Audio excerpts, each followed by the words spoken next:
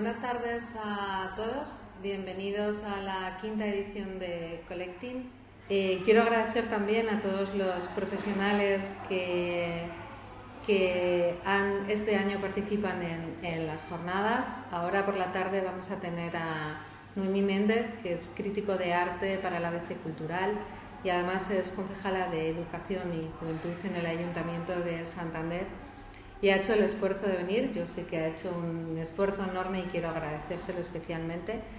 También tenemos a Eduardo Gruber, conocido artista no solo a nivel Cantabria, sino a nivel nacional e internacional, y a un joven artista que a mí particularmente me gusta mucho, que se llama Manuel Minch. Creo que la mezcla de lo que os van a ofrecer ambos, moderados por Noemí, yo creo que os va a gustar mucho y nada más. Si os parece, les damos paso a ellos, ahora pasarán a sentarse y en el momento en el que Noemí tenga bien, pues iniciamos esta primera jornada. Pues muy buenas tardes, mi nombre es Noemí, tengo el lujo de poder participar nuevamente en estas jornadas. Felicitar sobre todo a Arco porque sean las quintas. Llegar a la quinta edición de cualquier proyecto cultural es un súper reto, y más en una comunidad autónoma como la nuestra, que bueno, no es grande, pero sí que es rica en contenidos culturales, y sobre todo pues concederme el placer o el lujo de poder presentar a Eduardo Gruber y a Manuel Minch, que son un artista consagrado y otro su súper promesa, ¿no?, de nuestra comunidad. Y como dice Laura, pues Eduardo ya ha traspasado las fronteras, Manu también, Manu ahí está, traspasándolas. Sí que es cierto que la faceta de crítica comisaria me hace vincular el trabajo de los dos muy rápidamente. Es muy raro vincularlos porque realmente a priori no parece que tengan nada que ver. Eduardo tiene un lenguaje pues más académico, unos estudios pues que no tienen nada que ver, ¿no?, con la formación que ha podido tener Manuel muchos años después. No voy a decir las edades de nadie, sobre todo para no perjudicarme a mí como moderadora, que estoy en medio. Y bueno, Eduardo Gruber, pues ya es una casualidad que los dos tienen unos apellidos peculiares, ¿no? Gruber y Minch, ¿no? Minchero. Eduardo es hijo de su apellido, ¿no?, a un padre austriaco-alemán, abuelo austriaco-alemán, y tiene una madre vasca, y yo creo que dice mucho, ¿no?, de esas raíces suyas se notan en cómo ha trabajado Eduardo a lo largo de su carrera, porque me parece una persona metódica que se enfrenta con cierta, entre comillas, frialdad de este carácter del norte que tenemos, ¿no?, pero con mucha seguridad, ¿no?, en lo que hace. También comentar que Eduardo en su inicio no fue estudiante de Bellas Artes, cursó una ingeniería que se nota además en muchas series de sus trabajos, como esa construcción de ciudades y en cómo analiza las piezas. Y luego veremos el trabajo de Manuel, que bueno, no sé si esperar primero a que hable Eduardo y que Eduardo presente un poco su trabajo, y luego presentaros un poco el trabajo de Manu y la trayectoria de Manuel, para dejar así más espacio como independiente a cada uno de vosotros, y luego igual vemos más esas uniones que podemos encontrar. Perfecto. ¿Vale? Perfecto. Pues nada. Muy bien. Gracias. Bueno, Nada. gracias. Primero de todo, lamentar que no haya una presencia de todos vosotros, porque siempre da más calor, y por lo tanto intentaré que sea lo más ameno posible en la distancia, ¿no? Me había planteado inicialmente leer un pequeño texto como introducción que tiene que ver con mi instalación que está en este momento en el CASIC, ¿no? Me vais a permitir comenzar mi intervención con la lectura de un breve escrito construido por algunos fragmentos del texto, La memoria de lo efímero, que acompaña expuesto en la pared de la instalación que en estos momentos tengo en la Fundación CASIC. Proponerme no sentir lo efímero como brevedad tiene sentido porque, a veces, lo efímero dentro de la escala temporal de nuestras vidas tiene la condición de eternidad, y pensar en ello como si fuera eterno puede ser fascinante. Para explicar esa eternidad habría que recurrir a la paradoja del tiempo universal y del tiempo con que cada uno medimos nuestro vivir.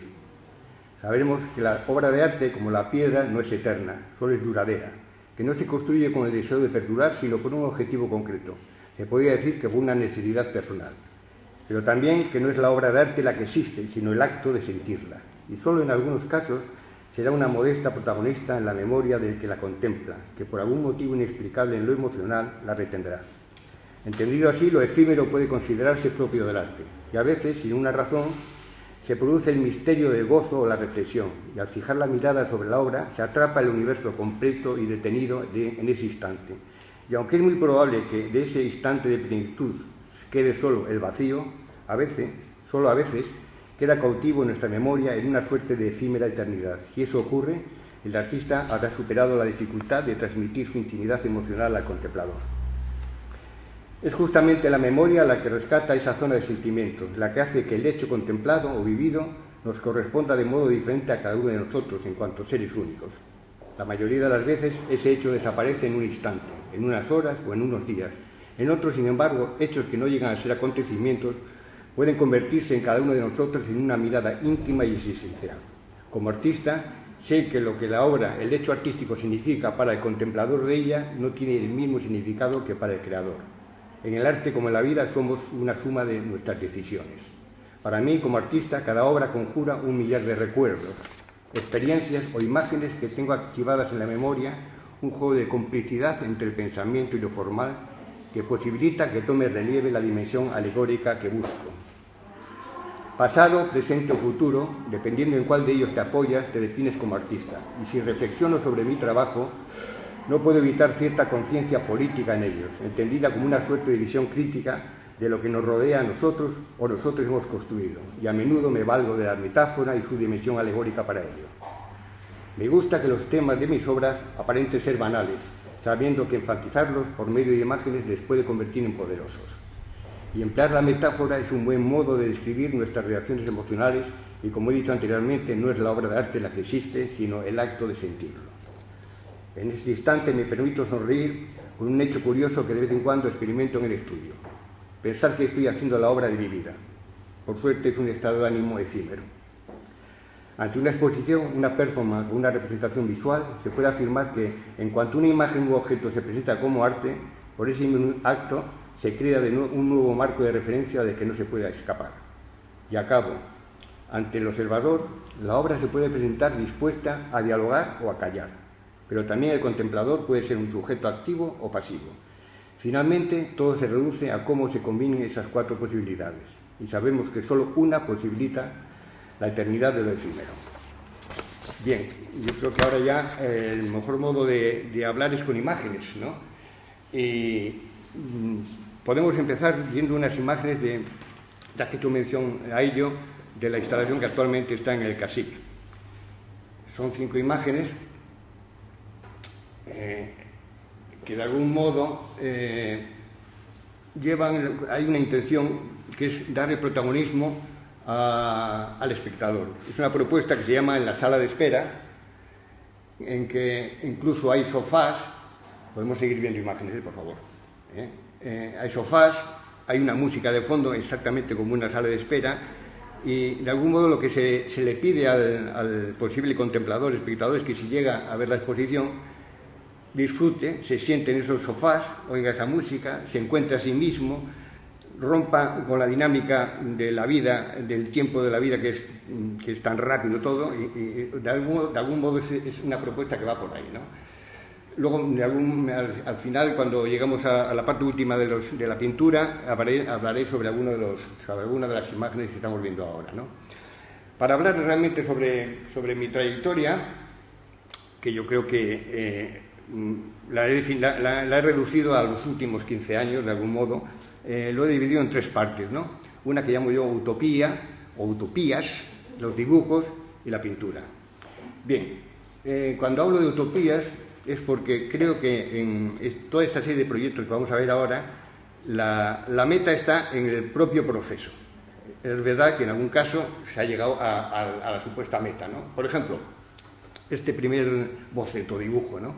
Esto fue un proyecto loco que era de un concurso de ideas para urbanizar toda la zona de Cabo Mayor, del Faro, de Mataleñas, y la propuesta que hice yo con Carlos de la Hoz, un amigo ingeniero, fue una locura, que era, bueno, recurrir a la historia de Cabo Mayor. Ahí se hundió el barco Cabo Mayor, que se partió en 2 trozos, y entonces nuestra propuesta, posiblemente interesante para cualquier otro sitio, menos para Santander, era buscar, sabiendo que el barco Cabo Mayor se había construido en Glasgow hacía un siglo y pico, buscar barcos similares, y encontramos que había barcos similares a este en el sureste asiático, que estaban para desguazar, y hicimos incluso algún contacto, ¿no? Y la idea era traer el barco a la campa de Cabo Mayor, partirle exactamente como se partió el original, montar todo el casco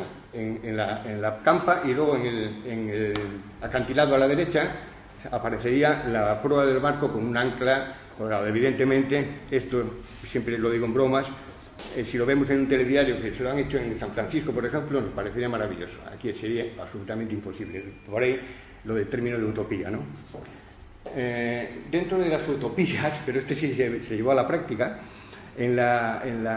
antes ha comentado Noemí, mi relación familiar. Mi madre era profesora de música, todos los hermanos tocamos instrumentos, yo soy pequeño, toco el violín muy mal, pero el tema musical lo tenemos presente. Entonces recuerdo que viendo una convocatoria que salía en el periódico El País, una convocatoria internacional para la escenografía y vestuario de la ópera Der Freitod, El cazador furtivo, de Von Weber, jugué a inscribirme. Digo jugué porque el planteamiento fueron 2 meses de trabajo absolutamente como un juego, maravillosos. Compré el disco de la ópera, compré el libreto, compré la partitura, me tradujeron, y me estuve dos meses locos. Bueno, con la sorpresa de que un día me llaman por teléfono para decir que ganó el concurso. Y lo primero que recuerdo haber hecho es mirar la letra pequeña de las bases a ver a qué me comprometía. Me comprometía a estar metido en un mundo absolutamente opuesto a mi mundo, ¿no? El mundo del artista es, lo hemos hablado antes, un poco el individualismo, el estar metido en tu estudio, y aquí, sin embargo, el mundo de la ópera es absolutamente todo lo contrario, ¿no? Hay en este caso, una directora de escena que fue Pilar Miró, con la que tuve bastante buena relación, Ros Marvá la música, una orquesta de 80 o 100 músicos, un coro de otros 80 o 100 tal, un elenco de cantantes con algún divo, todos los técnicos, los modistas, bueno, todo realmente un equipo, un trabajo absolutamente de equipo que se contradecía mucho con mi modo de entender las cosas. De ahí me costó un poco la relación, pero fue una experiencia maravillosa, evidentemente con momentos de angustia y momentos, bueno, muy felices, ¿no? Quien me ve a mí saludando al público en una ópera, ¿no? Pues siempre me río de esa situación. Una cosa es tener experiencia en inauguraciones, pero tener experiencia en estrenos nunca la había tenido, ¿no? Bueno, este fue un ejemplo de una utopía que llegó a su fin. Sigamos, ¿no? Otra. Esta historia, el fin ya estaba claro desde un principio, ¿no? Fue una propuesta de montar lo titulé yo la ciudad portátil en los bosques y jardines que tiene Caja Cantabria en el Palacio de Santillana del Mar, ¿no? Montamos la instalación con una intención que era que durara simplemente el mes de verano.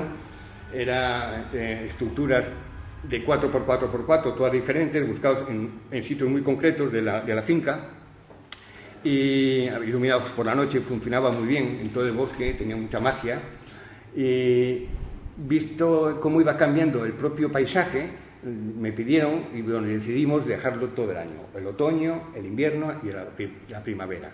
Eso fue un proyecto que a mí me marcó bastante. Estaba además en este momento con un trabajo de pintura que eran todas las geometrías, las ciudades que llamaba yo, y yo paso de algún modo a lo siguiente. Ya este sí que es una utopía que en el camino, podemos pasar a la siguiente imagen, en el camino estaba el éxito, ¿no? Porque sabía que era imposible hacerlo. Volvimos otra vez un poco a lo que comentaba antes, de que en Santander no era muy probable que se pudiera llevar a cabo, ¿no? Este proyecto se llamaba 100 pasos y 17 pasos más, que por cierto lo hizo el comisario, la comisaria fue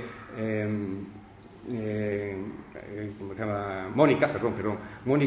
El proyecto era una propuesta para Santander 2016. la candidatura de Santander como ciudad europea de la cultura. ¿En qué consiste el proyecto? Bueno, el proyecto era que había 20 cubos que estaban flotando, pero no solo flotando realmente, sino flotando casi en el aire. Todos los cubos estos tienen unas estructuras de abajo, de tal modo que hacía que estuvieran prácticamente flotando en el aire encima del agua, ¿no? Y eran 20 cubos que iban a ser transportados por 20 remeros con una cierta visión romántica, con un gran foco, un gran farol cada uno de ellos, viniendo de todas las esquinas, de todos los rincones de la bahía, acercándose hasta la bocana de Puerto Chico. El proyecto, podemos dar la siguiente imagen, era esto: cerrar Puerto Chico. Era un proyecto que estaba calculado para que fuera una noche de verano, exactamente con una marea que coincidía a las 12 de la noche, que fuera una marea muy, muy débil, que no hubiese mucho cambio. Pero la gracia del asunto, la esencia del proyecto no era tanto cerrarlo, que estéticamente funciona así, sino que iba a haber una persona, estaba con la idea era que fuera uno del mundo del surf, una gente ágil, un personaje, una persona única en la historia de Puerto Chico, que iba a poder pasar del Espigón a la otra parte. Ese era el juego era esto. Iba a quedar en la historia que una persona consiguió pasar del Espigón a la otra parte. Acabaría la historia, se volvían a retirar la historia. Bueno, el tema es que evidentemente no fue asumido dentro de la candidatura, y a cambio, ya ahí lo digo con cierta sorna, nos llenaron los barrios de Santander de banderas de los países europeos. Bueno, eso es una ironía muy habitual mía, Sigamos. Bueno, esto vamos a pasar rápido, que sería uno de los proyectos también estos utópicos, que era jugar con esta chimenea real, y de esta chimenea construida, podemos pasar a la siguiente imagen, en que iba a funcionar todo con un juego de humos, etcétera, etcétera, etcétera. Bueno, todo el proyecto como el anterior, como el que viene ahora, todos están ahora en el archivo La Fuente, que bueno, me compró el archivo y está toda la documentación. Por ejemplo, pudo tener visos de realización, ¿no? Me hablaron desde Bilbao del tema, para hacerlo coincidir de algún modo con la Bienal de Arquitectura que se iba a hacer, cuya Bienal no se hizo porque entró la crisis económica y se fue todo al garete. Pero bueno, volviendo a esto que he comentado antes, que a veces el éxito está en el proceso, ¿no? O sea que bueno, no se llevó a la práctica, pero bueno, yo recuerdo haber estado en el Puente de la Salve midiendo no sé qué para que me hicieran los cálculos de pesos, etcétera, etcétera. Bueno, quedó en esto. Podemos hacer otra imagen final. Bien, y esta es otra imagen del tema, ¿no? Realmente podía haber sido espectacular, estaba calculado para que justamente pues, los laterales se pudiera pasar, para las mareas cuando la ría subía, llegar al límite, bueno, etcétera, etcétera, etcétera. Y vamos a terminar con otra locura, que es esta, ¿no? Este es un proyecto que lleva por título Más allá del fin del mundo hay dragones. Redeño tiene un diámetro, la idea, de 5 metros, sería un gran redeño, un cazamariposa, pero en este caso un cazabarcos, y los barcos pues irían flotando, serían desde 5 metros a 3, bueno, necesitaría un espacio muy concreto, que sería como 30 metros, con 7 o 8 de altura, por lo tanto, sabiendo que era realmente casi una imposibilidad llevarlo a la práctica, pero construí todo, están todos los cálculos, disfruté muchísimo haciéndolo, y está simplemente, pues eso, documentar nada más, ¿no? La realidad es que, bueno, evidentemente, cualquier día puede llevarse a la práctica, pero bueno, es muy, muy difícil, ¿no? Este sería todo el primer bloque, que llamo yo utopías, ¿no? Por llamarlo de algún modo, ¿no? Como cosas un poquitín ajenas al trabajo del estudio, ¿no? Y ahora, el siguiente bloque, voy a hablar de dibujos. De algún modo se me asigna a la gente del mundo del arte, los críticos y tal. Bueno, quizás mi característica más fundamental es el tema del dibujo. Bien, no voy a decir que no. Quizá donde está el punto quizá más característico es la escala. La serie tanto las 3 o 4 series que vamos a ver ahora, estamos hablando de escalas muy grandes, ¿no? En concreto, esta es quizá la serie más pequeña de tamaño, ¿no? Esta serie se llamaba Dejo el mundo encendido.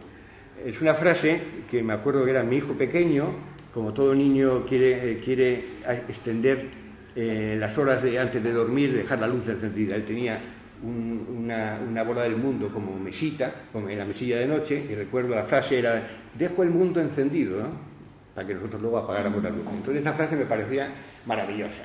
Y dije, bueno, para esta serie yo creo que Y esta serie, bueno, concretamente esta pieza, es la serie de 2,5 metros por 1,5, es un elefante, una cría de elefante. ¿Cómo surgió este dibujo? Pues surgió, pues como suelen surgir las cosas. Hacía 2 días que había visto la película esta Hatari, el dibujo se llama Hatari, ¿no? En que sale el Madison al final, el Madison del pequeño elefante, que es una música maravillosa. Y bueno, y me puse pues en el estudio que tengo debajo de casa, yo tengo 2 estudios, debajo de casa por la noche, muy tarde, monté en el suelo, en papel, empecé, bueno, y salió este elefante. Este me parece que he comentado que está en la Fundación Coca-Cola, ¿no? Es una representación de los 7 u 8 dibujos que hay de esta época, de esta serie, ¿no? El siguiente, bueno, la siguiente serie fue, la he llamado Display Windows, eran todos dibujos de 3x3.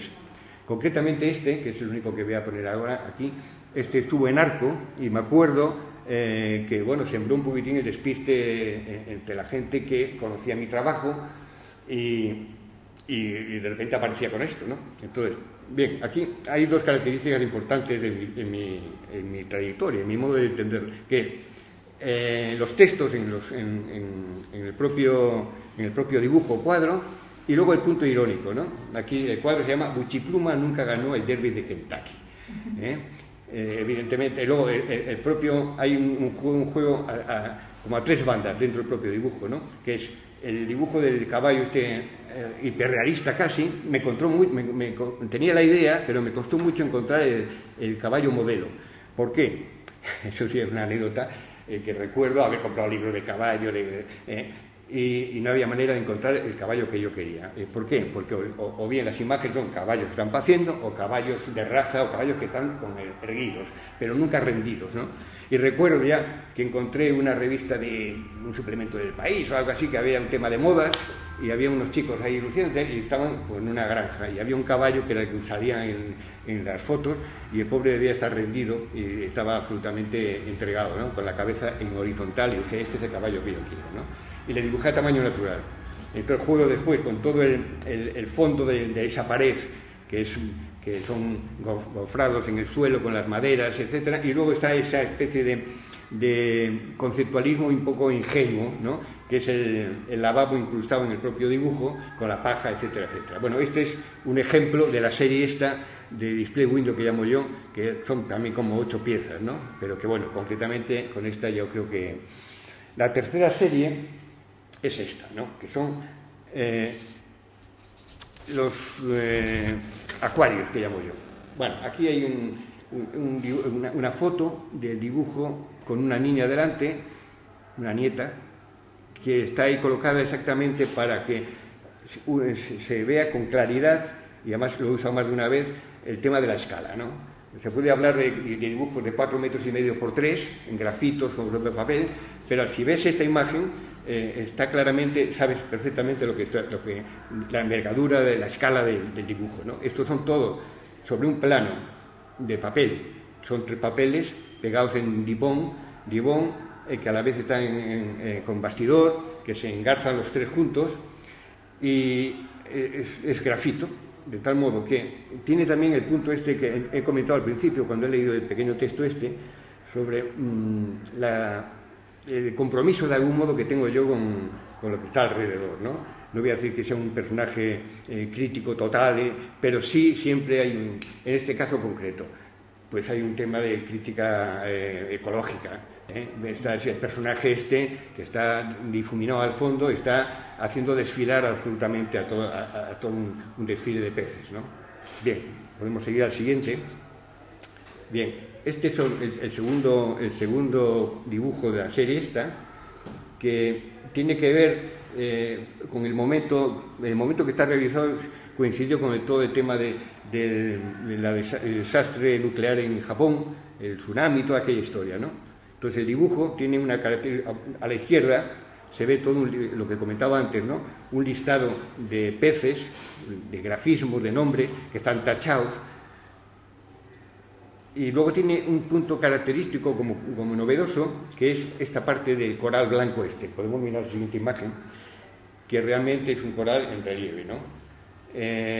Bueno, uno cuando está planificando, pensando las ideas, esto que comentábamos antes, que al final están mucho más horas en un estado reflexivo que en la práctica, ¿no? Porque cuando uno tiene las ideas claras, cuando has conseguido tener las ideas claras, si uno tiene mano, yo eso me lo atribuyo, si uno tiene mano, pues bueno, llegas a la solución sin problemas, supuestamente, ¿no? Pero la idea es un poquitín, bueno, coger la idea, ¿no? Y en el siguiente dibujo de la serie, aquí la crítica va más, el punto crítico, irónico, va más con respecto al mundo propio del arte, ya lo veréis por qué. Aquí previamente estoy en pleno dibujo, pero es un dibujo que se llama Tiburón Blanco. Bueno, evidentemente es una ironía, ¿no? A nivel técnico, el grafito, que es un tema maravilloso, es un invento, yo siempre hago mención y aprovecho para decirlo ahora, ¿no? Que me parece que el lápiz es un invento de una sencillez y de una sofisticación maravillosa. O sea, la idea esta del lápiz como instrumento me parece mágico, ¿no? Siempre no puedo remediarlo, lo hablo con entusiasmo, ¿no? Pero tiene un problema el grafito, ¿no? Que es el brillo del propio grafito, ¿no? Entonces nunca conseguirás un negro. Tú crees que está negro, pero evidentemente hay una luz y ya no te hace que no sea negro. Y aquí me interesaba que fuera un negro total. ¿Y cómo está conseguido? Pues con papel de calco. Papel de calco que el otro día estuvieron en la exposición de Casic del instituto, un grupo de chavales ya mayores y tal, y les tuve que explicar lo que era el papel de calco, ¿no? Mira, decía, antiguamente, no hace mucho, la máquina de escribir, si querías hacer una copia tenías que poner un papel negro que traspasaba. Bueno, pues el papel de calco es en ese aspecto un negro total, ¿no? Y aquí estoy con ello. Y ahora vais a ver en la siguiente imagen el porqué la ironía. Bien, sabemos todos lo que significa un tiburón metido en no sé dónde, ¿no? Bueno, pues en este caso, este tiburón está metido en una jaula de plomo real. O sea, todo el plomo que está ahí, veis los clavitos o veis los tornillos, por lo tanto es un dibujo que pesa mucho, ¿no? Eso lo digo ya con ironía, ¿no? Tiburón blanco, y es el tercero de la serie esta. Y yo creo que a partir de aquí ya vamos a hablar simplemente, bueno, te pongo el siguiente, por favor. Bien, este es un dibujo que tiene que ver con esa imagen inicial de la instalación del Casic, ¿no? En aquel es una caja negra con un dibujo que se titulaba Héroes, que tenía, no sé si se apreció mucho en aquel momento cuando lo hemos visto, toda una instalación eléctrica, todos los personajes por detrás del dibujo prácticamente parece una nave espacial, porque está todo un sistema de bombillas en los personajes. Y en Madrid se presentó, en la galería, en la exposición que hice yo en Madrid, era Héroes y Pioneros. Estaban enfrentados los dos dibujos. Uno era el de los héroes, los que hemos visto anteriormente, y luego los pioneros, que era esta otra historia, que es trabajado sobre azulejo. En ambos, la vocación en el fondo de ambos dibujos era casi que de escultura, ¿no? En este caso, casi como un frigorífico industrial, que tenía, en el propio dibujo tenía la instalación de los dos fluorescentes esos de ahí arriba, y en el otro dibujo que hemos visto al principio, que no sé si se apreciaba bien, pero bueno, es como una caja negra, casi un juego de minas, ¿no? Y ahora ya vamos a terminar con lo más reciente. Vamos a ver. El sistema de trabajo, vuelvo a repetir esto, ¿no? El tema reflexivo, las horas que puedes estar en el estudio dándole vueltas a las cosas, y uno de los modos de funcionar es estar abierto absolutamente a todo lo que te rodea, a lecturas, a conversaciones, a radio, a televisión. Bien, recuerdo que este es un dibujo reciente que vi en una revista de eso que estás mirando, ves un salón y que al fondo había la cabeza de un oso disecada, pequeñita en la foto, y rápidamente me fijé en esa cabeza y me acordé de un texto que había visto también no sé dónde, que era en un campo de tiro, que ponía no molestar al tirador. Entonces rápidamente junté las dos historias, ¿no? Entonces el cuadro se llama La estupidez, ¿no? Entonces está el oso casi a tamaño natural, que es un grafito que disfruté dibujándolo como el que disfruta en una tarde de domingo pintando, y luego está la frase no molestar al tirador, que tiene su presencia, volvemos a lo del grafismo y el significado y el título, casi todo ello, ¿no? Y ya el último, por ir resumiendo, el último dibujo es todo lo contrario, a nivel técnico si queréis, pero el título es definitivo. Lo digo porque para mí es más importante casi que la propia. Sabemos lo que viene. O sea, históricamente, toda la cultura que tenemos, si vemos un personaje o tres personajes así, con los ojos tapados así, sabemos lo que viene. No digo más, yo creo que así es suficiente, ¿no? Y esta sería pues, la parte que yo he tratado como la parte de la serie de dibujos. Evidentemente hay cantidad de historias, pero bueno, yo creo que se resume un poco así. Y vamos a pasar ahora a la parte de pintura, aunque inicialmente está esta historia. Bueno, yo antes os comentaba, antes de entrar en escena, como se suele decir, un momento importante, ¿no? Cuando son decisiones de esas que uno tiene que tomar en la vida, o en este caso profesionales, ¿no? Yo creo que fue en el 2007, 2008, por ahí, cuando estaba los últimos momentos, el último momento realmente fue, de la serie de cuadros dedicados a ciudades, que yo llamaba así, que eran cuadros abstractos, muchas geometrías, y en un momento con mucho éxito, porque en aquella época todavía no había entrado la crisis y funcionaba todo muy bien, si se puede decir que funcionaba muy bien es que se vendan cuadros. Recuerdo una tarde, que en ese momento, que ya lo he comentado más de una vez, de reflexión, de estar sentado oyendo música, viendo lo que estás haciendo, te levantas, en un momento se me encendió la luz, y nunca mejor dicho, para decirme, bueno, ¿qué estás haciendo, no? O sea, te estás copiando a ti mismo, ¿no? Ya tienes tú un código de trabajo, ¿y qué sentido tiene esto? ¿Que un artista se aburra? Yo me acuerdo así, y así fue, y así dejé de pintar ese cuadro, y así se acabó eso. Y estuve semanas viendo cómo iba todos los días al estudio, oía la música, pensaba, miraba cosas que tenía, y ocurrió una cosa curiosa, ¿no? Yo llevaba desde el año 97-98 escribiendo en serio, ¿no? Acabo de ahora acabar hace 2 meses la 5ª novela, ¿no? Y además había conseguido una cosa que es una de las preguntas que se me suele hacer, ¿no? ¿Cómo combinar esas dos historias, ¿no? La del escribir, la literatura y la pintura, ¿no? Bueno, yo conseguí de algún modo hacerlas convivir con naturalidad. Y precisamente en ese estado de decir yo hasta aquí he llegado y yo necesito encontrar otro camino, ¿para qué? Para contar lo que yo de algún modo estaba contando con la escritura, ¿no? Y eso me supuso llegar a la conclusión, un poco ridículamente ingenua casi, ¿no? De tener que admitir que posiblemente el camino era, lo que me pedía el cuerpo era volver a la figuración. Y así fue, ¿no? Yo recuerdo que después de un tiempo, ya el primer cuadro, también grande, todavía había reminiscencias de lo anterior, pero aparecía, el cuadro se llama El perro azul, que le tiene el Cap de Burgos, y a partir de ahí empecé la serie, que yo la llamo así, Factor Humano, que son cuadros todos de tamaño de 3,70 por 2,60. Volvemos a lo de los tamaños. Ahora veréis, saldré más de una vez, ahora en las siguientes imágenes, sentado al lado de ellos, ¿no? Dentro de estas series hago como 2 incisos, ¿no? Una dedicada al boxeo y otra a la guerra, vamos a decirlo así, ¿no? Entonces, la primera imagen que hemos visto anteriormente es una maleta de plomo que me parecía, yo tengo debilidad por ella, es como una maleta de plomo en que había, el coleccionista que la tiene se llevó la maleta con los 4 grafitos que había dentro dedicados al mundo del boxeo. Ya que estoy en el tema del boxeo, están estas 2 piezas que le gustan mucho a Noemí, que son 2 dibujos de 3 metros por 1,5 dedicados al boxeo, ¿no? En concreto, por ejemplo, en el de la izquierda, ¿no?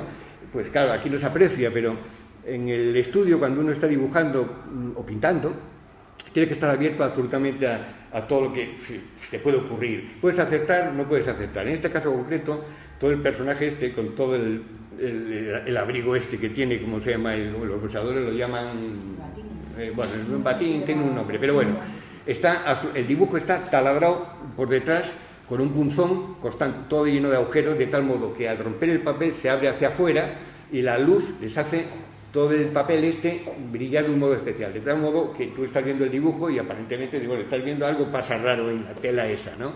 Ahí no se aprecia bien, pero es así, ¿no? Bueno, y ya un cuadro que es del factor humano, pero que tiene que ver con el boxeo, es el siguiente, que es este, ¿no? Se llama El boxeador.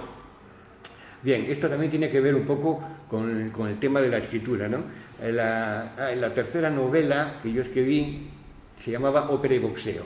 Entonces, claro, lo que tiene, una de las cosas buenas que tiene la escritura, y tiene mucho que ver con lo que he dicho al principio, ¿no? De que el éxito está en el proceso, no tanto ya en que si se edite o no se edite, ¿no? En el proceso. Y justamente cuando uno está informándose para escribir sobre el tema, una de las cosas fundamentales es realmente informarse, ¿no? Y es apasionante también, ¿no? Entrar de repente en un mundo que no te interesa especialmente, pero que por intereses para la propia historia que quieres contar, pues te metes en él, ¿no? Y yo recuerdo haber visto mucha documentación sobre el tema del boxeo, sobre los gimnasios en La Habana, en la calle, y de algún modo me salió este cuadro con la broma esta, volvemos a lo de la ironía, de Broken Nose Club, o sea, el club de las narices rotas. Hay una anécdota que las dos piernas estas que aparecen aquí son las mías. ¿Por qué? Porque parece una tontería, pero no te tiene que perturbar una cosa que tienes una intención y la pintas mal, ¿no? Entonces, yo me acuerdo haberme tumbado en una mesa, me sacaron unas fotos diferentes de unas gotas y tal, hasta que conseguí, digo, estas son la perspectiva, la historia que realmente para que lo que estoy contando sea creíble, ¿no? Si esto lo pintas mal, te despista, o sea, me refiero, no puedes perturbar el conjunto, no puedes decir, oye, no. Esto es así, ¿no? Y luego ya como anécdota final, bueno, el cuadro es mucho más brillante que lo que sale aquí, ¿eh? Pero ese Fidel que está escrito ahí arriba era simplemente por un proceso, en el propio proceso de composición, clásico si quieres, ¿no? Que es igualar y que las cosas se equilibren, pues puse la palabra Fidel, bueno, porque había estado muy interesado por todos el tema cubano, de los boxeos en la calle y tal, ¿no? Anécdota, que a los 2 días se murió Fidel Castro, eso simplemente es una curiosidad, ¿no? Vamos a... Ya, el tema de las guerras, ¿no? Aquí salgo yo, pero no por ninguna razón, simplemente, tanto este como la siguiente, y como la siguiente, por ver el tema de la escala, ¿no? Esta es una pieza, pues también con mucha ironía, dura, muy dura, el Homo sapiens, ¿no? El Homo sapiens, y aquí una batalla, supuestamente la famosa batalla en el Canal de la Mancha en Londres, en Inglaterra y los nazis, etcétera, etcétera. Tuve mucha información también para un tema de un escrito, y bueno, pues uno al final lo llevas de algún modo a tu campo, y bueno, esta pieza yo creo que había que verla así, ¿no? Es un poco dura, pero bueno, vamos a ver la siguiente. Vamos a ver, aquí estoy otra vez yo presente, pero bueno, volvemos a lo mismo. Es más cómodo decir que esto, ver esa imagen que decir que el dibujo este tiene 4,5 metros por 4,5 metros, ¿no? Imposible de exponer prácticamente en ningún sitio.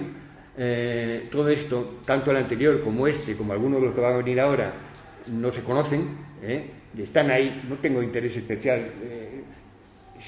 Si algún día se exponen, tiene que ser en las condiciones imprescindibles para que el dibujo o el cuadro se vea como se tiene que ver, ¿no?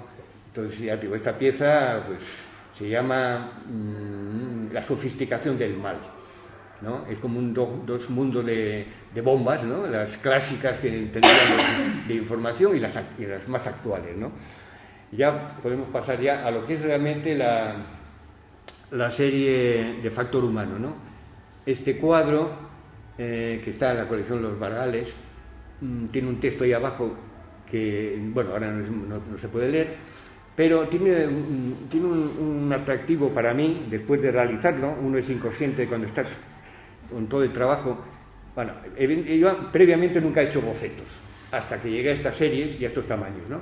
Es ilógico ponerme a pintar un cuadro de 3,70 metros por 2,60 sin tener muy claro lo que quieres pintar. Entonces, en el proceso de realización del boceto, posiblemente haya tardado más o tanto como en la realización del propio cuadro.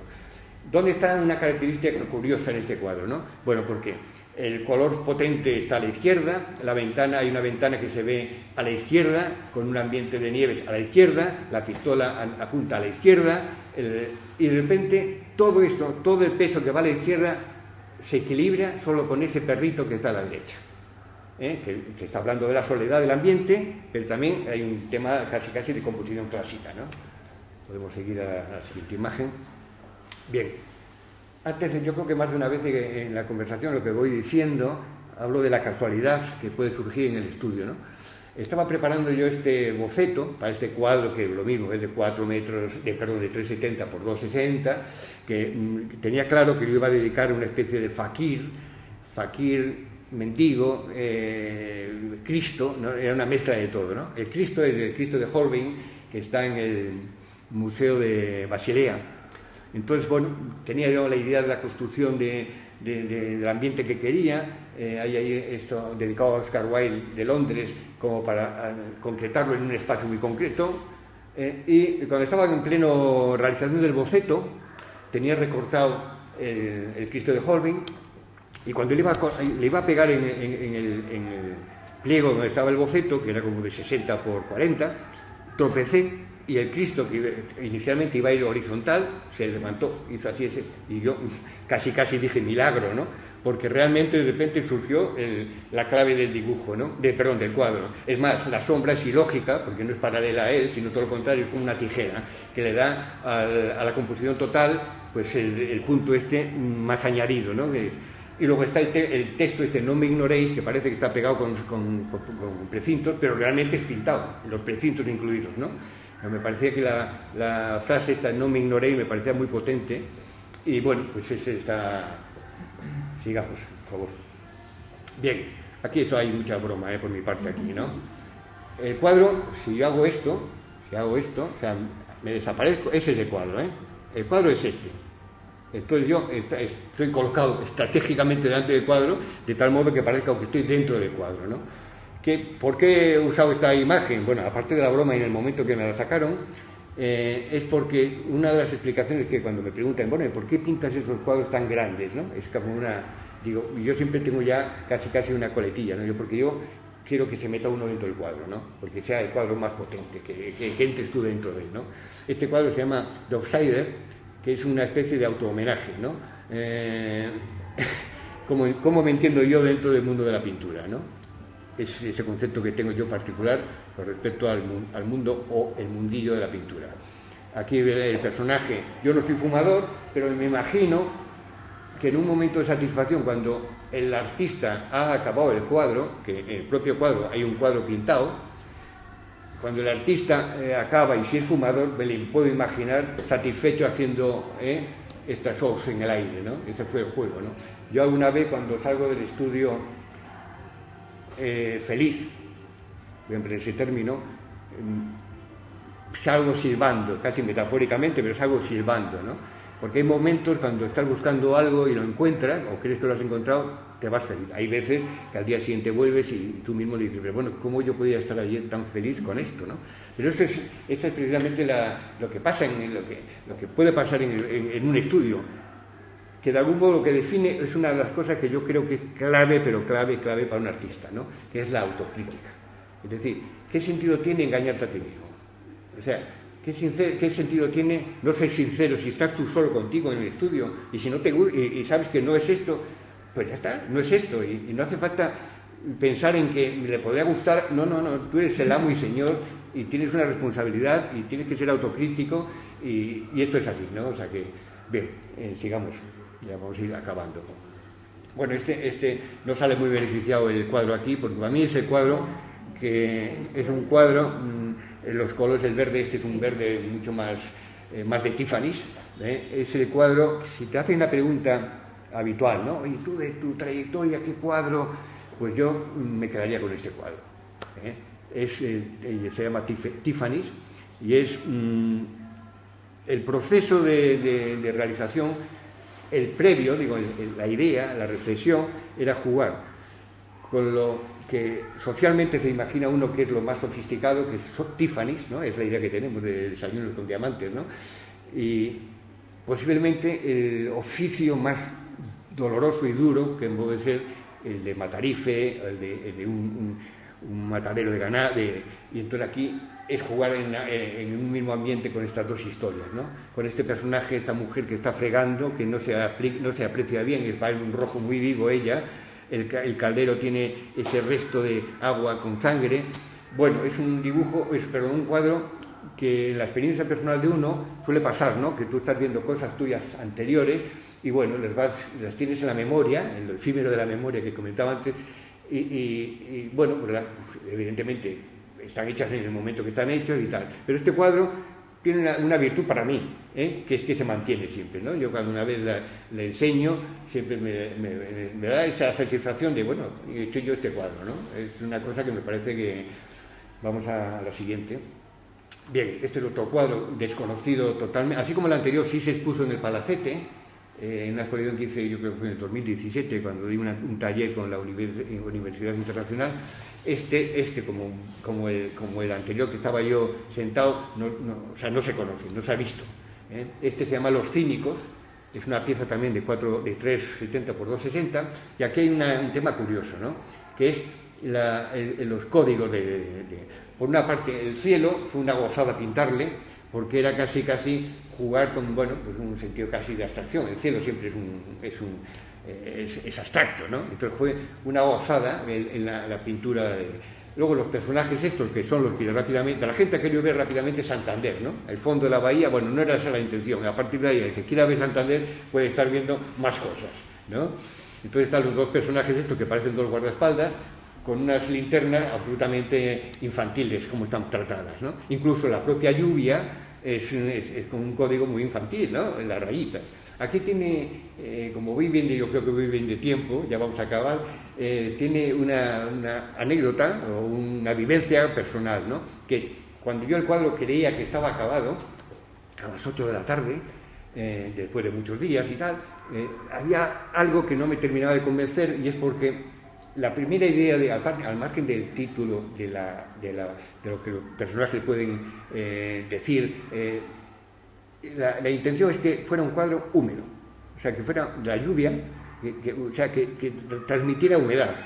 Y entonces se me ocurrió en el último momento poner el cuadro en el suelo, montar una especie de andamio, preparar un bote de tal y darle unas pinceladas, todas estas que están aquí, todo esto, tirado, pero con un problema efímero realmente, ¿no?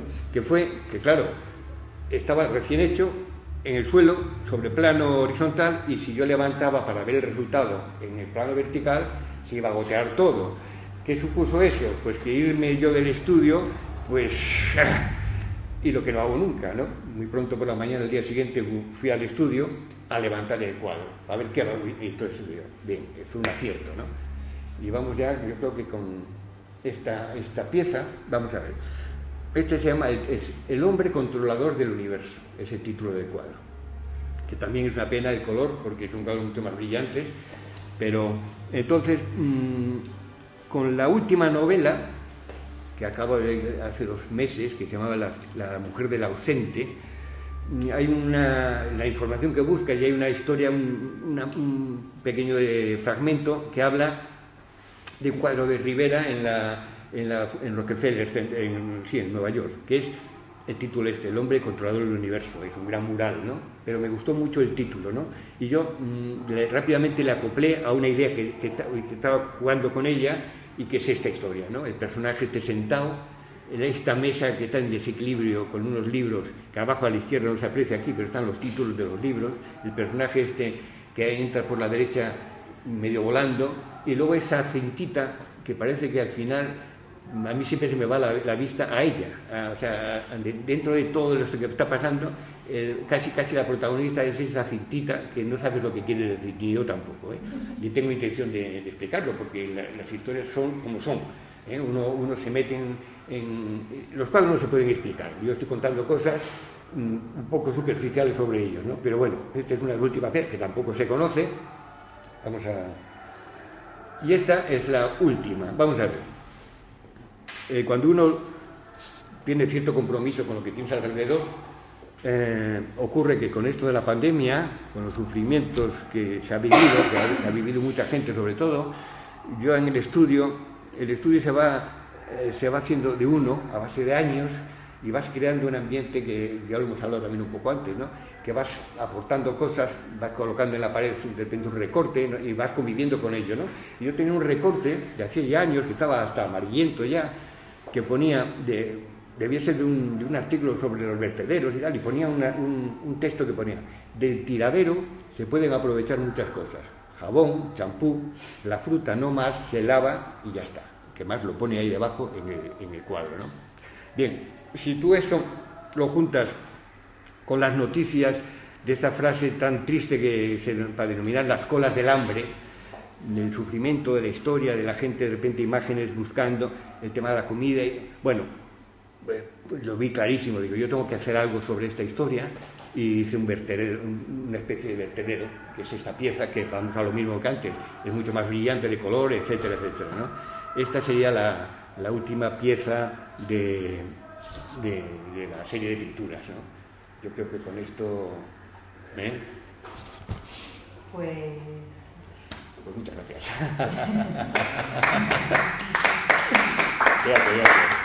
A mí me parece que todo artista es creador e investigador a la vez, ¿no? O sea, a mí me parece que tú eres más creador que investigador, pero que en ese proceso de creación estás investigando constantemente, y sin embargo Manu me parece que es justamente como al contrario, ¿no? Que es más investigador, pero que está todo el rato creando en ese proceso de investigación. Entonces, ahora que Manuel va a contarnos su trabajo, bueno, pues a Manuel y a Eduardo les separan varias generaciones, entre ellas la mía, ¿no? Y esta mañana que estaba hablando con Manuel para enfocar un poco pues esta charla, hablábamos de cómo han cambiado pues los estudios de Bellas Artes, ¿no? Cómo podía ser cuando tú estabas estudiando. Es más, hemos hablado incluso del centro de cálculo, que el centro de cálculo a ti te tocó de lleno, y que él es una cosa que tiene como oído, o sea, una cosa muy lejana, ¿no? Y cómo él, sin embargo, ahora utiliza parte de todo aquel proceso que fue tremendo, ¿no? Dentro del arte español fue un descubrimiento absoluto, saber que con ordenadores se podía hacer obras de arte, ¿no? Todo ese proceso que IBM creo que fue, ¿no? La marca que puso a disposición de los artistas esos grandes ordenadores que ocupaban salas y salas, y con tarjetas de programación empezaron a ver que se podía crear con ceros y unos, y con códigos se podían crear dibujos, ¿no? Y Manu hace todo lo contrario, ha sido un nativo digital absoluto y coge, ¿no? O los primeros trabajos, bueno, casi todo lo que ha desarrollado ya tiene como un concepto digital como en el ADN de sus creaciones, ¿no? No hay casi ninguna cosa que no pase por ese filtro, ¿no? Desde los primeros trabajos que me enseñó, que hizo pues con partes, ¿no? de sus aparatos tecnológicos, ¿no? De los aparatos electrónicos que ya formaban parte de su vida desde bien pequeño, hasta los últimos trabajos en los que utiliza mucho toda esa tecnología para crear códigos, ¿no?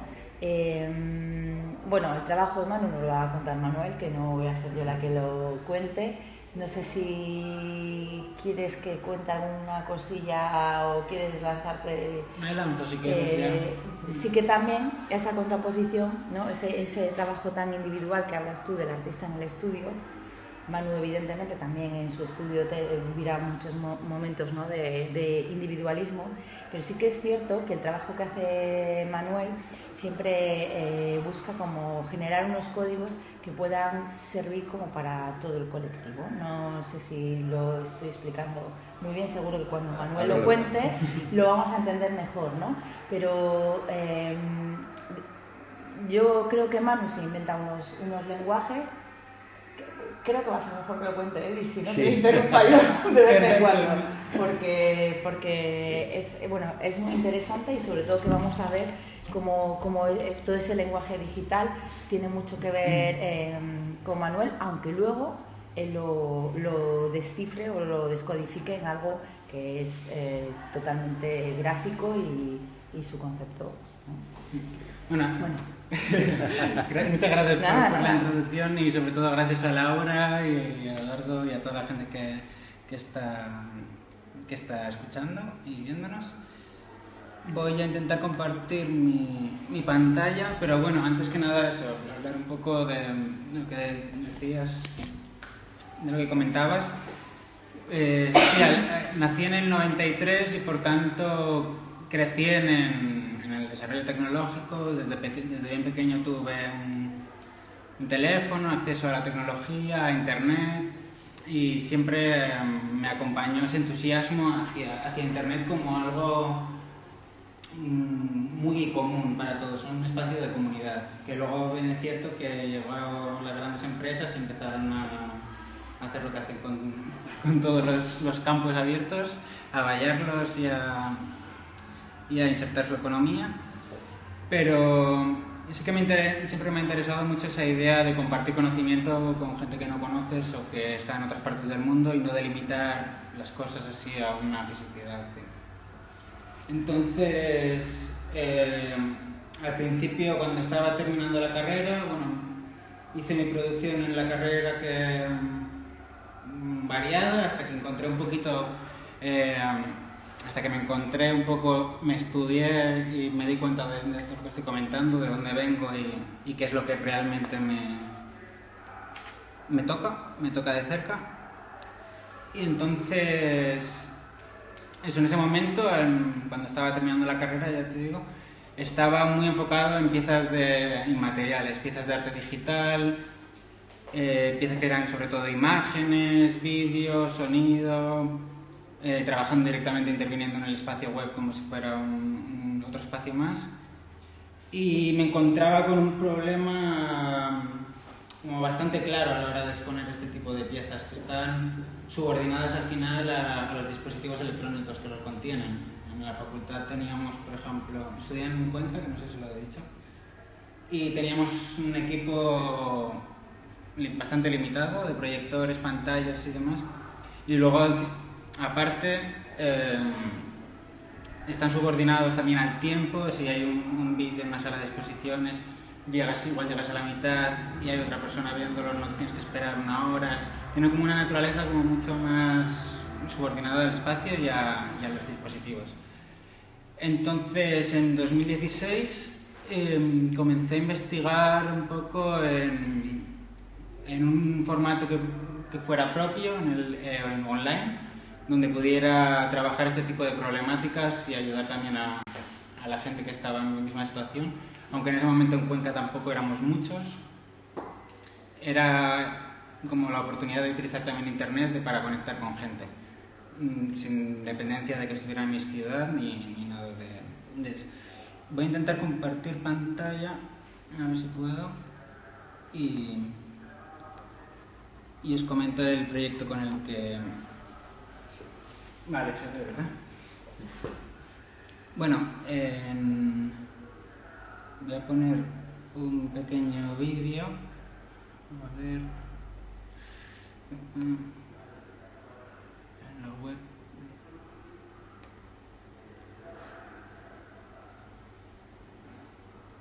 No sé si se ve. Vale, bueno. Esto es un pequeño, como una presentación del proyecto, pero básicamente lo que hice fue buscar la forma de hacer un espacio horizontal, utilizando, yo no tenía idea de programación ni nada de eso, pero sí que me interesaba eso, generar un espacio común para compartir proyectos y experiencias con la gente, trabajando sobre todo esta idea de comunidad. Y encontré un programa que utilizan para hacer los tours virtuales, como los de alquileres de pisos y demás, que tiene un mecanismo muy sencillo en el que introduces una fotografía 360 y luego puedes hacer enlaces para caminar y demás. Entonces empecé a trabajar con artistas de otros lugares en generar piezas, entornos específicos del espacio. Y mediante este tipo de colaboración, a mí, quiero hablar me interesaba como dar un contexto físico a esto en lo que estaba trabajando. Entonces sitúo la galería en la Luna y utilizo Internet como la excusa para acceder a ese tipo de proyectos. Entonces la Luna se convierte en el calendario expositivo y cada luna llena hay una inauguración de otros artistas o colectivos o comisarios que organizan exposiciones, incluso de jornadas o workshops o charlas se han llegado a hacer en el espacio. Y entonces cada vez que miras la Luna puedes identificar en qué proceso está la exposición, si ha terminado, si va a empezar. Y para mí entonces la Luna se convertía en mi calendario y se dieron momentos muy paradójicos en los que quería conectar con los ritmos naturales y al final los ritmos naturales me estaban imponiendo mi ritmo de trabajo y acabé un poco, pero bueno. Quiero enseñar algunos de los... Como os he dicho, empecé en el 2016 y la dinámica de producir cada luna llena una nueva exposición se volvió un poco caótico. A ver, estas son algunas de las exposiciones, pero os voy a poner algunas.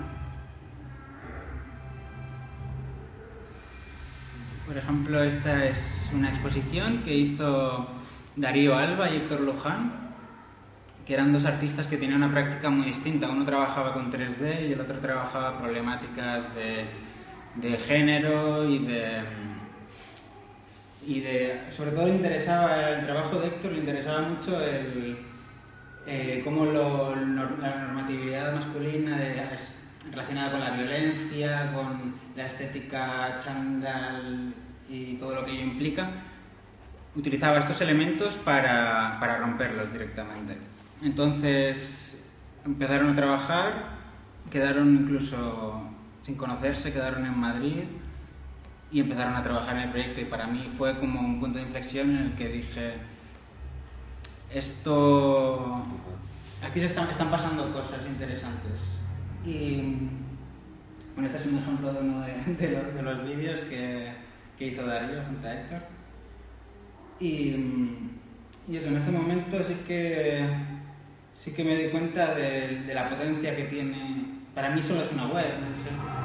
Muchos amigos me vacilan diciendo eres el director de una web, no es una galería. Entonces me parecía como interesante el tener la fuerza de conectar distinta gente. Este es otro proyecto de Marina González Guerreiro, que yo no la conocía, la artista, hasta entonces, y a partir de este momento establecí una relación muy fuerte con ella, convirtiéndose en una de mis mejores amigas, y hemos trabajado mucho más. Entonces, no solo esta idea de comunidad, porque en realidad el proyecto a mí no me aportaba nada económicamente. No es un proyecto simplemente para conectar y aprender de otros artistas y trabajar juntas en crear algo. En la autoría muchas veces incluso se llegaba a difuminar, no sé, se generaban como dinámicas muy horizontales y me interesaba mucho trabajar de esta forma. Sobre todo huyendo también de cómo las instituciones estaban haciendo el trabajo online. Ya paré el proyecto cuando empezó la pandemia porque de repente todas las instituciones necesitaban estar ahí, necesitaban hacer exposiciones online, que no dejaban de ser fotografías del espacio físico con fotos de cuadros o fotos de escultura. Entonces en ese momento sí que llevaba yo trabajando tiempo en generar espacios y no sé, espacios site específicos del lugar, y no funcionó, digamos, en el marco institucional. Pero bueno, este es uno de los primeros proyectos que empecé desde el 2016 hasta la actualidad, hasta la pandemia o así. Y bueno, se ha expuesto en espacios físicos también. Esto es en Enjugue. Me han invitado a presentarlo muchas veces. Tengo unos ejemplos. Este es un ejemplo de salas. Esta es Olga Fedorova, Coleman Numeri, que es otro amigo ya, a base de trabajar con ellos. Y voy a hablar del siguiente proyecto, digamos, que viene a partir de este. Sería ya en el 2017, 2018, cuando todavía estaba entusiasmado, digamos, por lo digital, y empiezo a desarrollar piezas que parten de la idea de post-internet que estaban desarrollando ya desde el 2008 o así, hablaban como de el cambio que supone el haber nacido después de internet, que ya no puedes tener un pensamiento independiente al medio. Y empiezo a trabajar con las problemáticas físicas, digamos, de las problemáticas vinculadas a los medios digitales, no solo en lo que ocurre en la pantalla, sino los propios contenedores de medios digitales. y ese proyecto algunas cosas son irreparables. La relaciono con una frase típica, citada millones de veces, de Zizek, que dice que es más fácil imaginar el fin del mundo que un cambio en el modelo de producción, ya que sobreviviría incluso bajo las condiciones de una catástrofe global y económica. Entonces, investigo en estos tipos de problemas imaginando la tecnología después de su vida útil, después de que ya su función ha terminado y se convierte en un simple objeto que ya no contiene ni... Solo evoca el recuerdo, digamos. Y empiezo a investigar qué ocurre con nuestros teléfonos, nuestros dispositivos electrónicos cuando ya no funcionan. Y bueno, ya es un tema que también se ha investigado bastante y está además que demostrado que los llevan a países en vías de desarrollo y allí los maltratan, digamos, para intentar sacar pequeños metales o cosas que puedan revender.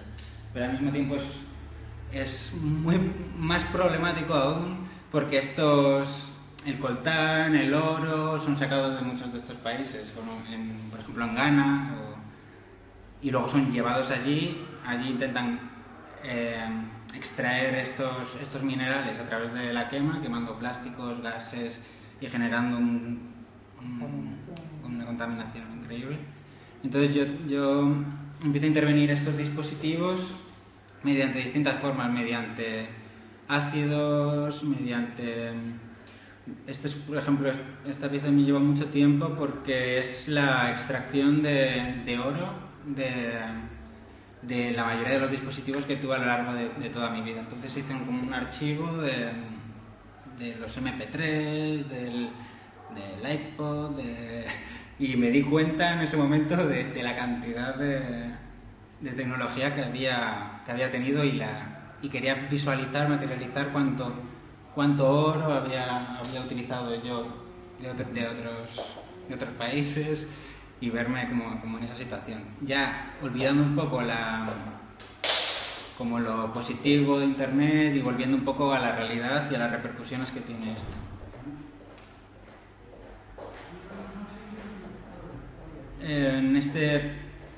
Una de las piezas de este proyecto, por ejemplo, lo comento brevemente, es una tela con lejía.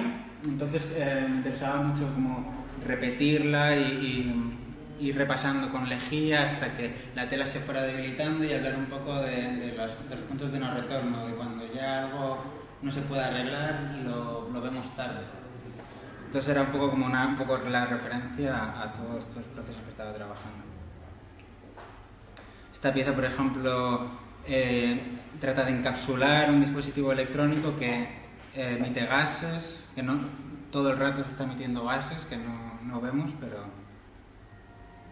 también trabajo con la idea de fósil o imaginar los dispositivos no en un futuro cercano, sino en un futuro muy lejano en el que esté completamente descontextualizado. Entonces son como un poco lo utópico que decías tú, sobre todo el imaginar otros futuros. En esta pieza la relación sobre todo se llama AFK y AFK es un concepto que surgió en internet, sobre todo en los videojuegos online, que significa Away from Keyboard, que es alejado del teclado, que hace referencia cuando, por ejemplo, estamos en un juego online y yo, que estoy manejando mi avatar, me voy a contestar una llamada o al baño y se queda mi personaje ahí. Entonces la gente no sabe que yo no estoy aquí. O sea, que está mi avatar, por lo tanto se imaginan que estoy. Y extrapolándolo a las redes sociales y al teléfono, WhatsApp, es un poco lo mismo. Ya no puedes desvincularte de tu propio avatar porque siempre va a haber algo ahí, una representación que te pueden contactar, Entonces esa idea me parecía como bastante potente. Y bueno, esta pieza la relaciono más con un texto que igual lo puedo leer directamente. Un texto de Borges que es también bastante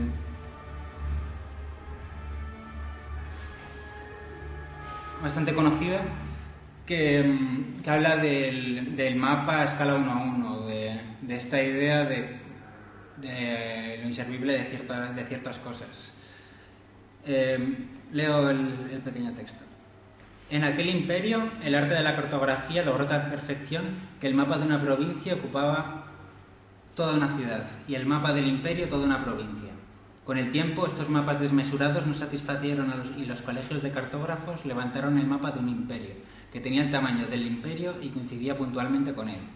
Menos adictas al estudio de la cartografía, las generaciones siguientes entendieron que ese dilatado mapa era inútil y no sin impiedad fueron entregados a las inclemencias del sol y de los inviernos. En los desiertos del oeste perduran despedazadas ruinas del mapa, habitadas por animales y por mendigos. En todo el país no hay otra reliquia de las disciplinas geográficas. Bueno, hace sobre todo referencia a la digitalización del mundo y al cambio de perspectiva que introduce la geolocalización.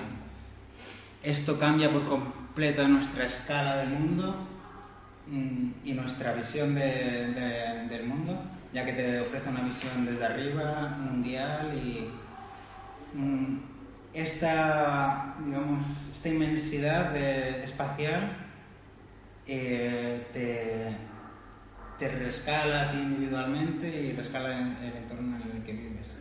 Y me parecía como muy interesante también la pieza, perdona que no voy avanzando sin explicar cosas básicas.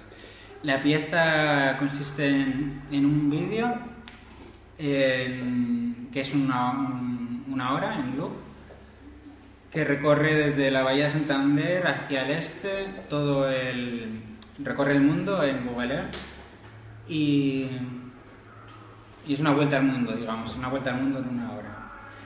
Y las fotografías son... Cada cierto tiempo va expulsando una fotografía, digamos que estas son cada minuto o así, se pone una fotografía, y me parecía muy interesante ya que muestra cómo se ha explotado el mundo en distintos lugares. Bueno, la expoliación del medio, que vemos un aeropuerto. Esto, por ejemplo, será probablemente Estados Unidos, que es una repartición territorial mucho más cuadriculada. Vemos también como en esto se veía más claro cómo se ha intervenido el entorno en pro de X cultivos u otros. Entonces cada ciudad, cada lugar tiene su forma, su dibujo, su intervención, digamos.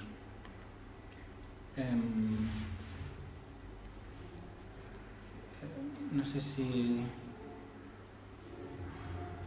Vale, esta pieza va un poco en relación con las anteriores, cuando ya me empieza a interesar mucho más la tecnología desde el lado del antropoceno, del holoceno, de cómo podemos recrear todas las condiciones naturales. Pues en ese momento ya no sabemos muy bien distinguir, estamos superando a la propia naturaleza, o sea, estamos controlándola en todos los sentidos. Y este es un pequeño vídeo que se mostró en la fachada del EP7 en París, pero que tampoco lo voy a poner porque quiero ir fluido y rápido.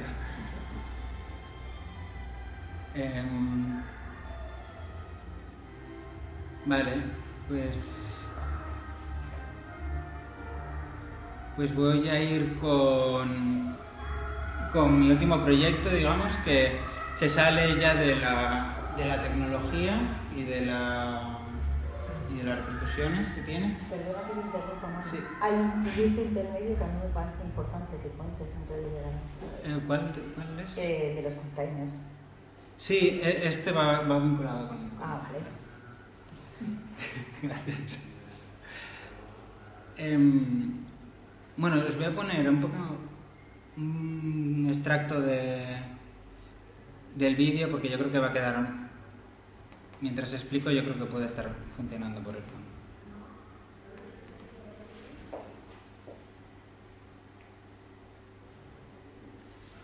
Bueno, este proyecto comienza en un momento en el que estoy viviendo en el Raval, en Barcelona. Es debajo de mi casa, estaba la Rambla la Rambla, en el barrio de Raval, está ahí aquí en este lado está el Palau Güell, como una zona muy turística, enfocada a, pues eso, era un lugar un poco caótico, había mucho robo, mucha drogadicción. Entonces, bueno, encontré esta pequeña marca en el portal de mi casa. Yo vivía en el bajo, en la primera ventana, y empecé a investigar qué significa esto, esta marca que había encontrado. Yo provengo del graffiti, desde que era pequeño. Siempre me ha gustado intervenir en el espacio público, y encontré esta marca y me llamó mucho la atención, porque ya conocía la simbología y las formas de comunicación de los ladrones y de los ocupas, de la gente que marca los espacios para identificarlos, no solo a nivel personal, sino para sus compañeros. Entonces, bueno, encontré esta marca, pero más que llamarme la atención por el uso que le estaban dando en ese momento, encontré la referencia de dónde vienen este tipo de marcas en la calle, en el espacio público. Y encontré lo de los hobos, que a finales de 1800, principios de 1900, era gente que no tenía trabajo y viajaba en los trenes mercancías, porque si iba la mercancía esperaban que hubiera trabajo en el destino. Entonces viajaban con la mercancía y en los lugares a los que llegaban generaban un lenguaje para ayudarse entre ellos a identificar los espacios, si les iban a ayudar a algún otro trabajo, si les iban a sacar una escopeta, o depende de cómo iban a enfocarlo. Y esto, como viajaban subidos en los trenes mercancías, muchos de ellos dejaban su propia huella autorreferencial. Por ejemplo, Manuel va para el este el 22 de mayo. Entonces, otra persona que se lo encontrara podía decir, vale, Manuel está ha ido en esa dirección, esta fecha, puedo alcanzarle. Entonces, como esta idea de red social a través de intervenciones en objetos móviles al final, porque eso yo creo que es una gran diferencia que ya se introduce en la industrialización y me parece como algo muy característico, ¿no? Que no solo ve la gente que está vinculada a ese territorio, sino la gente a la que le llega ese elemento. Bueno, con los códigos empiezo a realizar una serie de códigos para ayudarnos entre los artistas a identificar pues ciertos espacios. En algún momento sí que muchos de ellos se pueden ver de una forma irónica, aunque tristemente no es el objetivo que se vea de una forma irónica, pero a ver si puedo poner aquí alguna imagen que se vea más o menos bien. Más o menos se ve, ¿no? Sí. Bueno, pues lo que comento, muchos de ellos pueden interpretarse con ironía, y no digo yo que no la tengan, pero tristemente refleja muy bien la precariedad artística. Yo también nací en el 93 y en el 2008, cuando empezó la crisis, tenía 16, 17 años, entonces no he conocido laboralmente una situación así positiva económica. Bueno, entonces empieza a generar estos códigos para que lo pueda utilizar toda la gente que lo considere. Vale, voy a seguir con el vídeo, así un poco de fondo.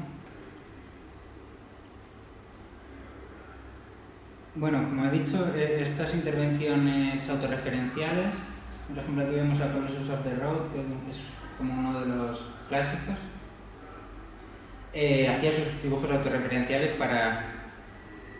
va un poco trabado.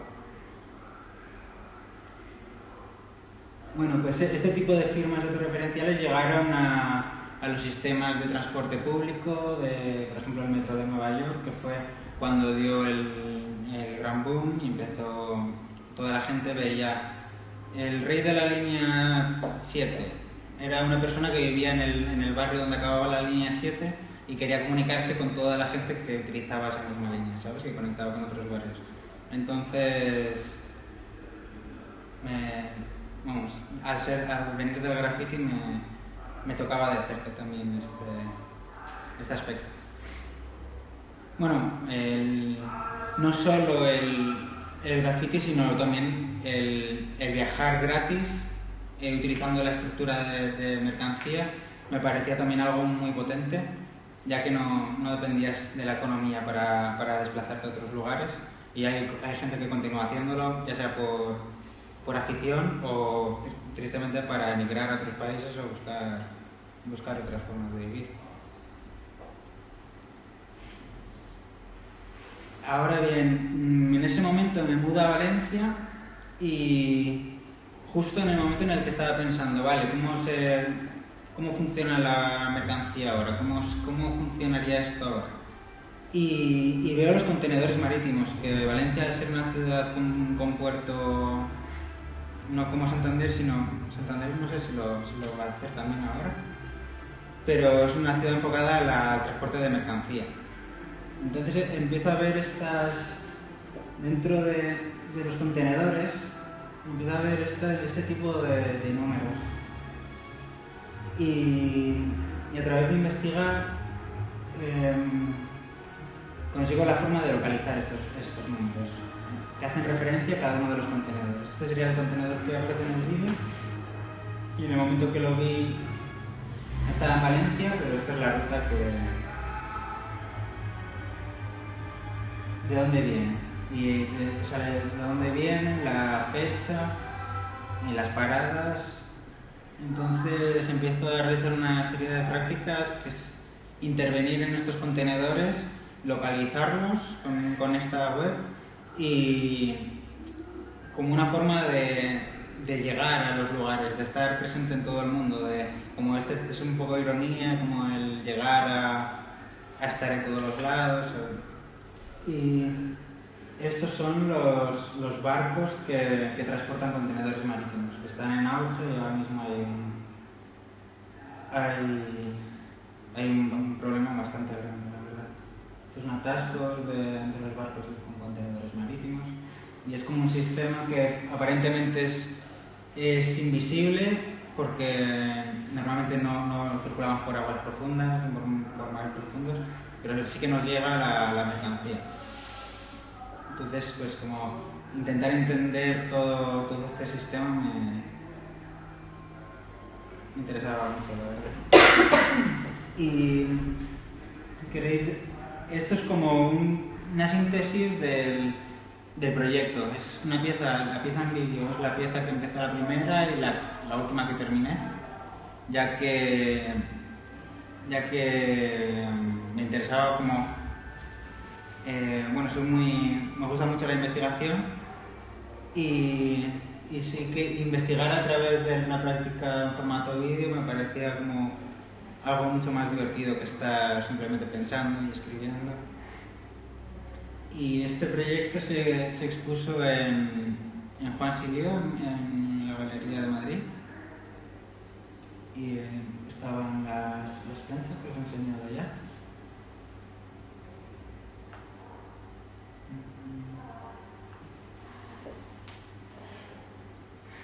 Con el vídeo y algunos de los símbolos y algunos tipos de práctica que estuve. Este sería el vídeo con la instalación final.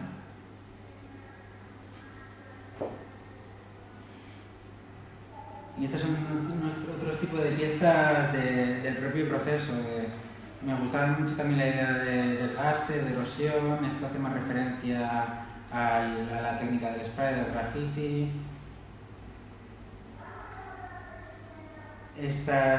Intento imaginar formas, son contingentes de los propios, de cómo se acumulan los contenedores, entonces los convierto en otra serie de símbolos. Como el ejercicio de cifrar y descifrar me parecía como interesante para el proyecto. Y en esta pieza, que se llama Moniker, está destinada, tiene las medidas de la chapa lateral de los contenedores, que como sabéis es como un zigzag, entonces se encajan perfectamente ensambladas en los perfiles. Con lo cual se dice esta imagen, que son 5 piezas, y cada una de ellas tiene un color, que es el color estandarizado de cada una de las empresas. Aquí se ve más claro. Es cada una de las empresas, entonces una forma de viajar incógnitamente y generar una imagen que está en todas las partes del mundo a la vez y que generan un flujo constante y al mismo tiempo están escondidos. Y estas son algunas de las rutas que más adelante he visto que han hecho algunos de los contenedores que intervienen durante el proceso. Se generan también una especie de simbología mucho más abstracta, pero que si la superpones con el mapa, si superponemos todas, en realidad se va viendo como el desgaste y cómo muchas encajan, y se ven como las rutas más utilizadas, que la mayoría son de China hasta Europa. Y luego toda la problemática que lleva, porque no es una economía sostenible en el sentido en el que la mayoría de contenedores vuelven a China vacíos y los traen llenos, entonces se está gastando mucho dinero simplemente en devolver los contenedores, y no solo el dinero, sino los que se caen, el tráfico marino y todas estas cosas que nadie nos pregunta, pero que ocurren. Esta es más juguetona, yo creo que hace referencia a globo y al transporte de mercancía a pequeña distancia, pero sí me interesa como ver la capacidad, resaltar el volumen de la carga en la espalda. Al final me parece como llevar siempre llevamos como una mochila con las cosas que nos inquietan, nos pesan, pero cuando las cosas que te pesan son las de otro también es un poco distinto. Estas piezas son más proceso de investigación. Me interesaban mucho los procesos de que tuvieran códigos y que se generasen como estándares de forma, color, y utilizar esos como para generar otras composiciones, otras ideas. Entonces utilizo el utility marking, que es un estándar que tienen de colores. Por ejemplo, el verde significa electricidad, el azul agua normal, el amarillo aguas residuales. Entonces se generaban como unas imágenes que me parecían como muy llamativas y muy interesantes. Y empiezo a imaginar espacios, no solo a imaginarlos, sino también a estudiarlos. Ese es otro montaje, como decías tú, que el valor del boceto al final es una pieza en sí misma que se puede materializar en cualquier momento, en realidad.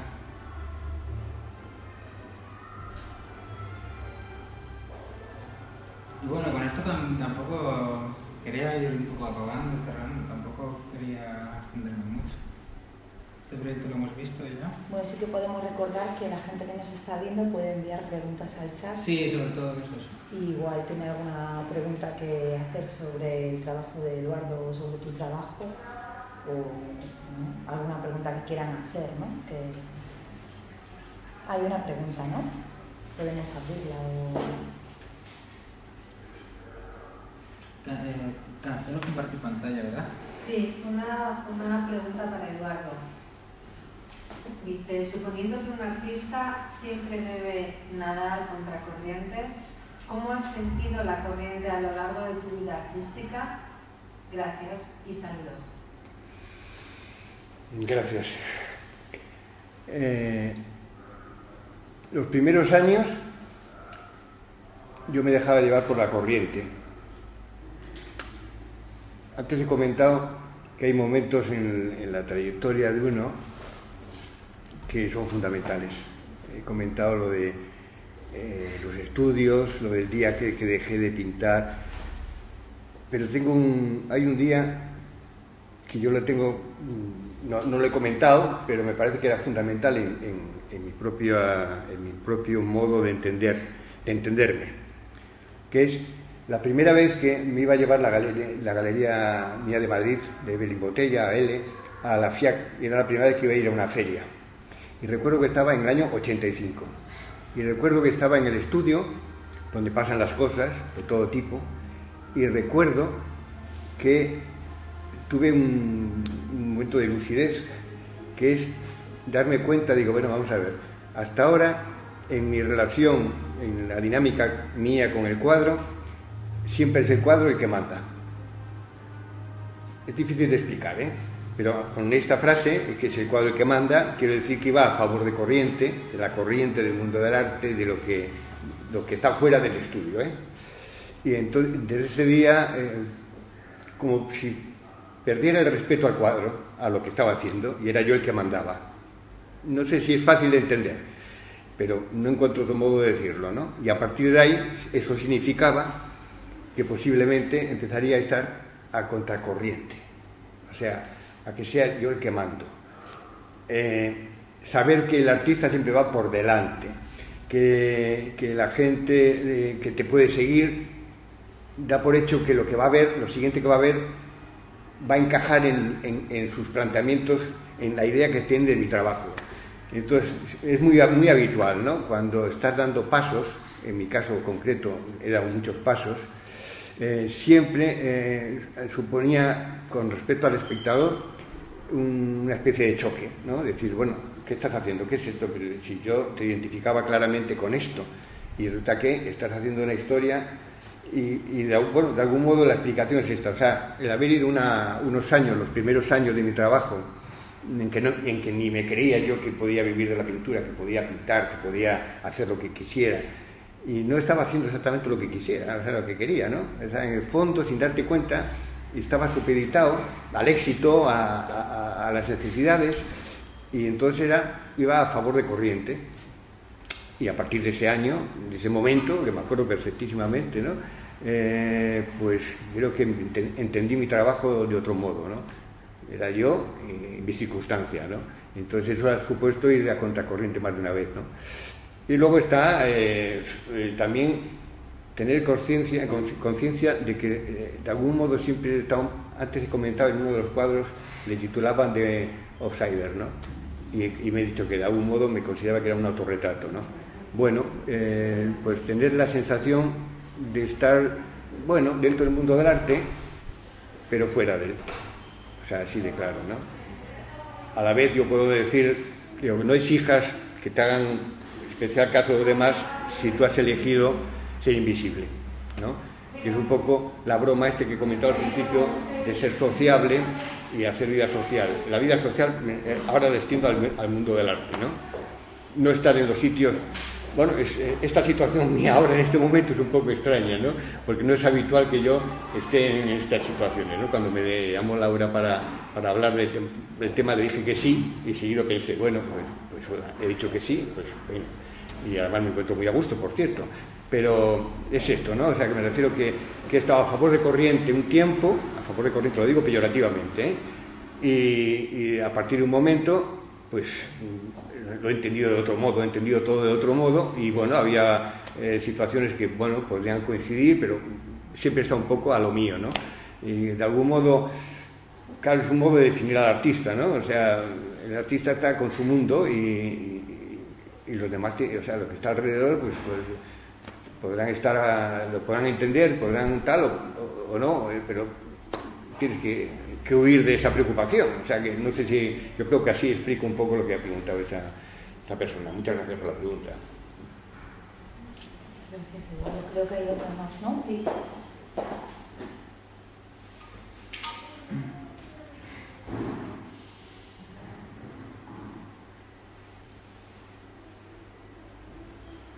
No, era la misma pregunta. Pues no sé si... Bueno, queréis... ha sido un placer conocerle y conocer su trabajo, que me parece muy interesante, y curiosamente mi visión, después de esta hora o 2 horas que llevamos aquí, es que hay muchos más puntos de relación de lo que parece, ¿no? ¿Verdad? O sea que...